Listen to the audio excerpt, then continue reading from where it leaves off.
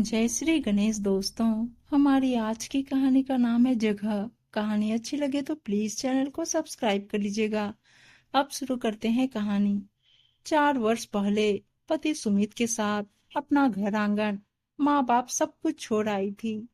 आंखों में अनेक सपने लिए, लेकिन उसके सपने तब चूर चूर हो गए जब पति का असली रूप सामने आया।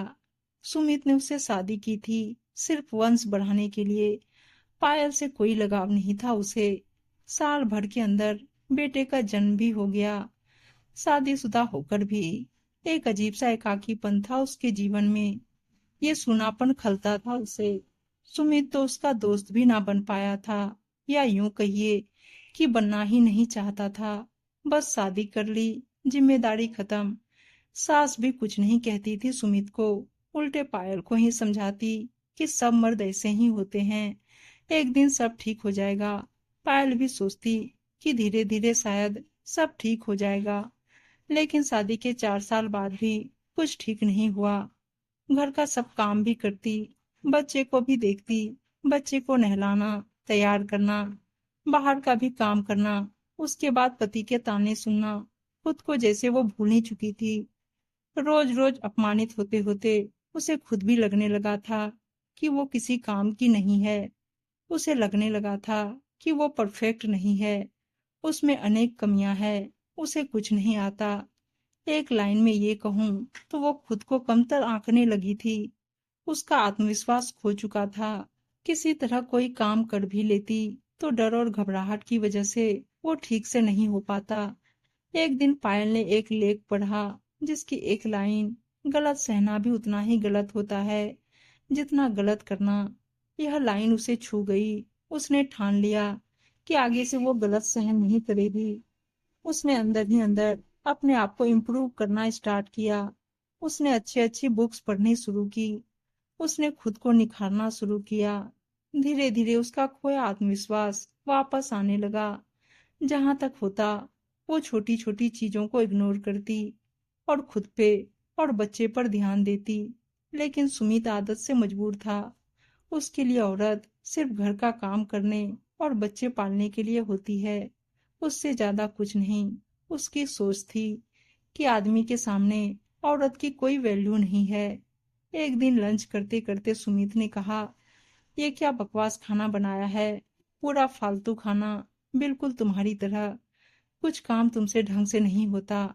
ना तुम्हें खाना बनाना आता है, ना ही परोसना। पायल, क्यों, क्या कमी है खाने में? मैंने तो टेस्ट किया था, सब कुछ ठीक है।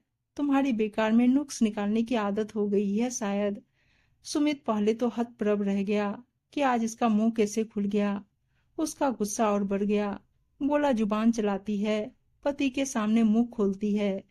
तेरे माँ बाप ने तुझे पति की इज्जत करना भी नहीं सिखाया। मेरे माँ बाप ने यदि इज्जत करना नहीं सिखाया होता तो मेरी ये जुबान बहुत पहले ही खुल चुकी होती। लेकिन शायद तुम्हारे संस्कारों में जरूर कमी हुई है। अगर तुम्हें इज्जत चाहिए तो पहले इज्जत करना सीखो। सुमित का गुस्सा अब सातवें आसमान पर पहुंच चुका था। पायल का इस तरह जवाब देना उसके बर्दाश्त से बाहर था। इधर दोनों का झगड़ा सुनकर सुमित की माँ भी बीच में आ गई। तो सुमित अपनी माँ से कहने लगा, माँ, इससे तो नौकरों की तरह काम करवाओ, नौकरानी की छुट्टी कर दो, तब इसको समझ में आएगा। ज्यादा छूट मिल गई है तो पर निकल आए हैं इसके। मैं दिन भर बाहर खटता हूँ, पैसे कमा कर लाता हूँ, ये क्या करती है दिन भर जो मैं इज्जत करूँ इसकी? देखो कैसे कैची की तरह जुबान चल रही है इसकी। अपने माँ बाप से यही सब सीख कर आई है ये भी नीच, इसके माँ बाप भी नीच। तमीज नाम की तो चीज ही नहीं है। बस करो सुमित, मेरे पेरेंट्स को बीच में लाने की कोई जरूरत नहीं।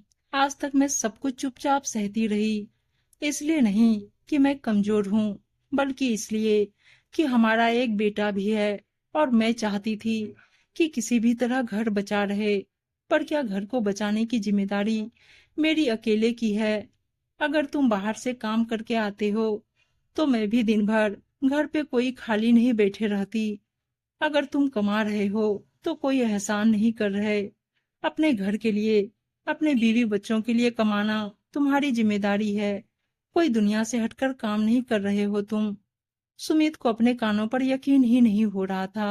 वो आगे बढ़कर, बदतमीज औरत, जुबान चलाती है, पति को उल्टा जवाब देती है, कहते हुए पायल पर हाथ उठाता है।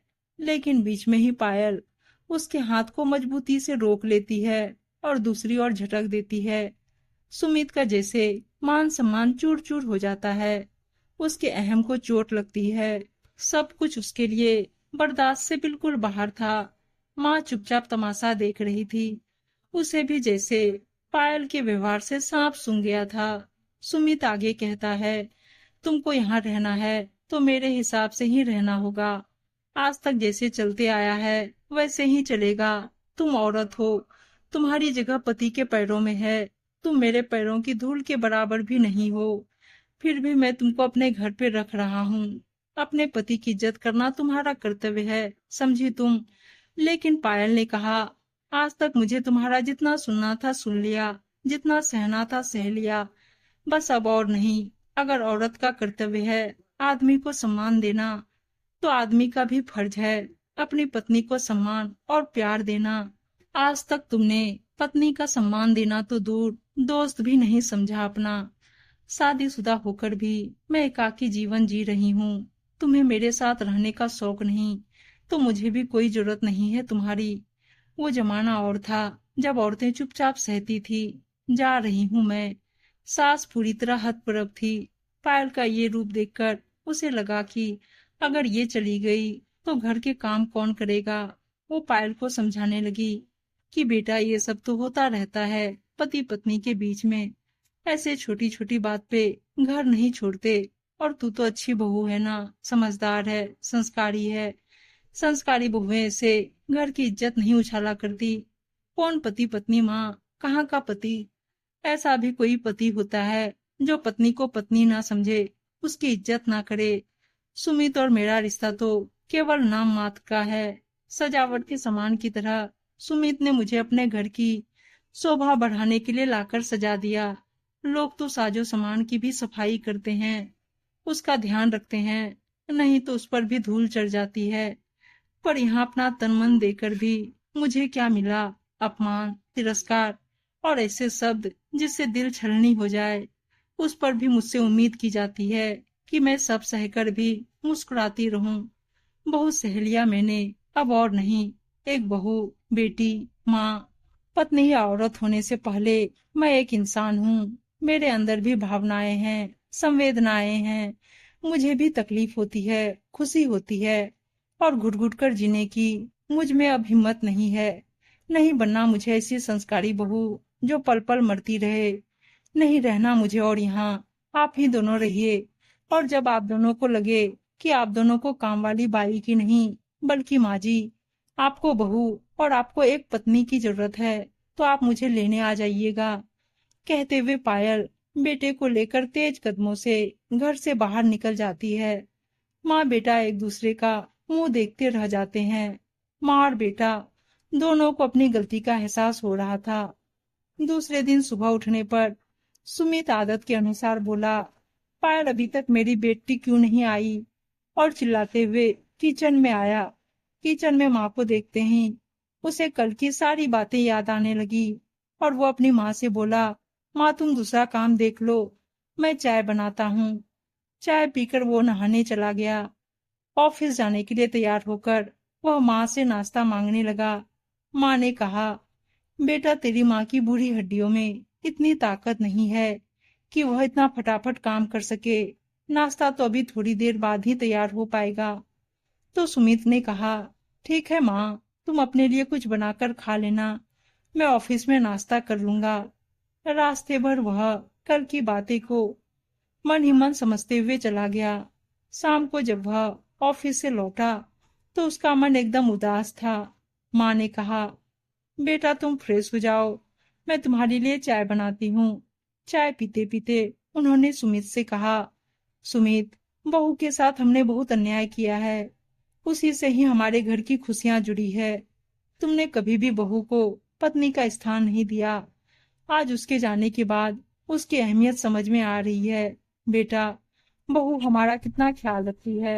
क्या बदले में मान सम्मान? और प्यार देना हमारा फर्ज नहीं है। हमने बहू को यह सब बोलने पर मजबूर किया।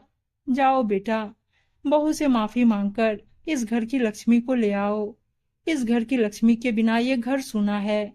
माँ बेटे दोनों को सबक मिल चुका था और सुमित पायल को लेने के लिए निकल चुका था। पायल के मायके पहुंचकर सुमित ने पायल से माफी मांगी और कहा कि आज मैं उस घर की नौकरानी को नहीं बल्कि अपनी पत्नी को साथ संभाल लेने आया हूँ। आज मुझे अपनी गलती का एहसास हो चुका है और मैं अपनी गलती सुधारना चाहता हूँ। आज पायल भी बहुत खुश हुई क्योंकि कभी भी पायल अपना घर नहीं तोड़ना चाहती थी। वह तो बस अपने पति के जीवन में अपनी जगह चाहती थी और आज उसे वह जगह मिल चुकी थी। उम्मीद है दोस्तों कहानी अच्छी लगी होगी और अच्छी अच्छी कहानियां सुनने के लिए चैनल को सब्सक्राइब और वीडियो को लाइक शेयर जरूर कर दीजिएगा। धन्यवाद दोस्तों।